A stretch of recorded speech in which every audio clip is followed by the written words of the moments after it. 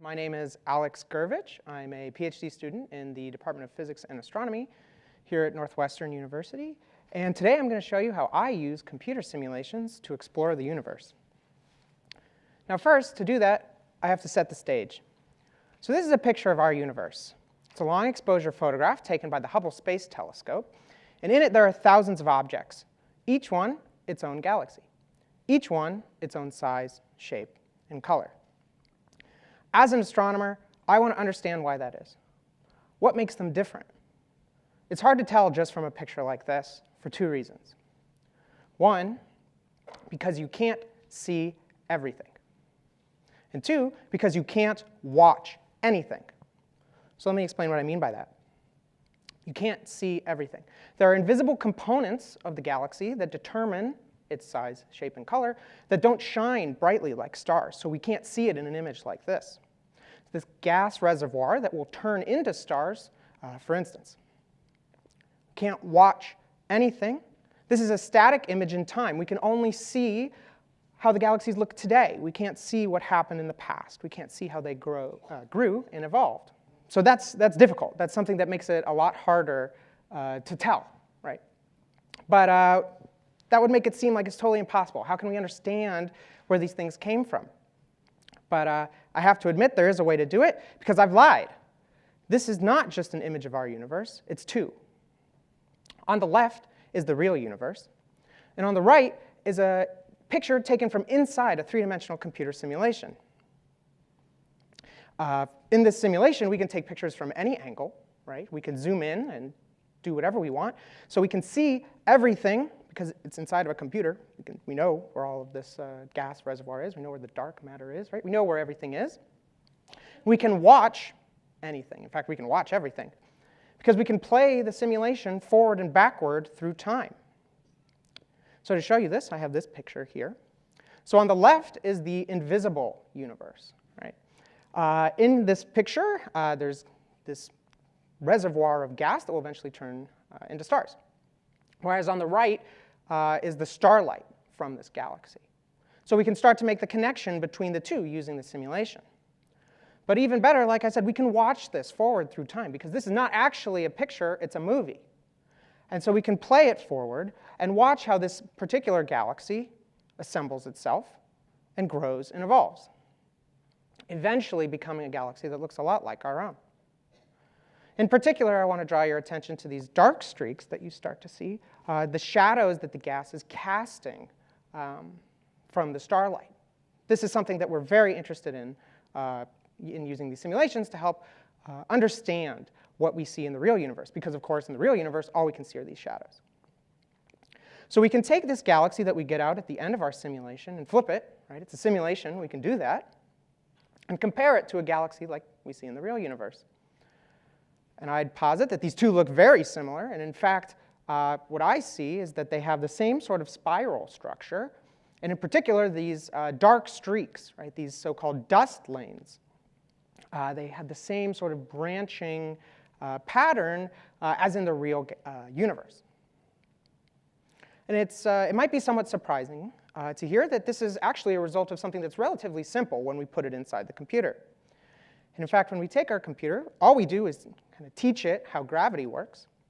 We teach it how this gas flows and interacts, the so-called equations of hydrodynamics, the same math that governs how water flows here on Earth.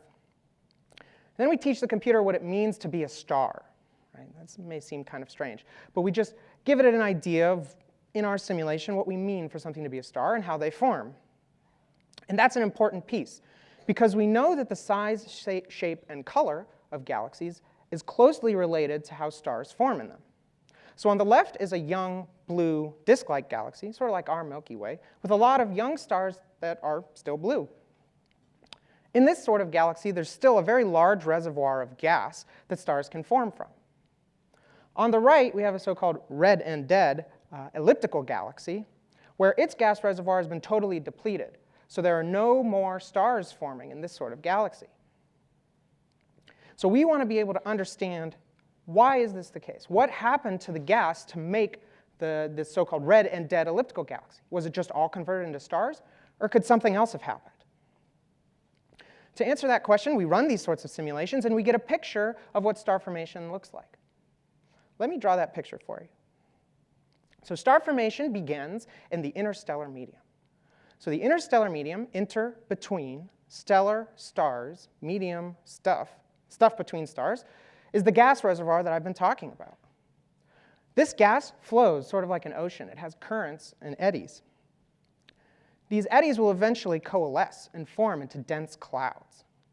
These clouds will become dense enough that they'll start to cool down to temperatures low enough that they can host molecules, sort of like here on Earth. So we call these clouds giant molecular clouds, GMCs. Gravity is going to take these GMCs and try and shrink them down to a point, right? They're just stuff. There's nothing to hold it back. Eventually, it becomes dense and hot enough that it sparks nuclear fusion, and you get a star that forms. Now, the star will spend the rest of its life trying to fight off the advance of gravity. It will burn its fuel, right, the gas that came from its host GMC, making heavier and heavier elements as it does it to push back the onslaught of gravity. A lot like Atlas holding up the sky, right? But eventually, this can't continue because it will burn up all of its fuel.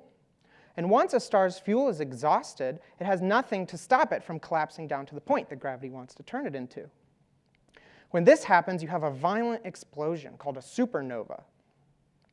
These sorts of events are some of the brightest and most powerful in the entire universe, sometimes outshining their host galaxies by even up to a factor of 10 from a single star.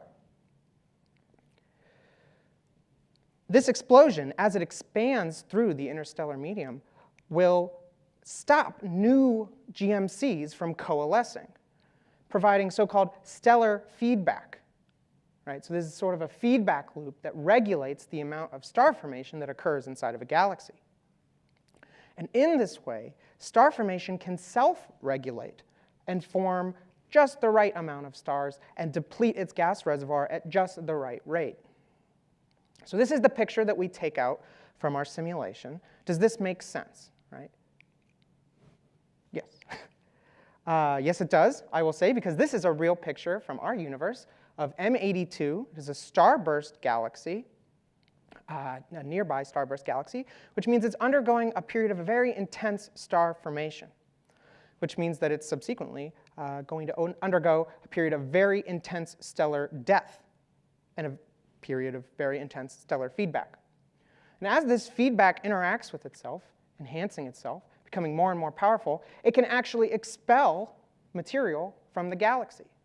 So we can watch this happen in the simulation and verify in the real universe that it is. That these galactic winds are a major contributor to halting star formation in very massive galaxies.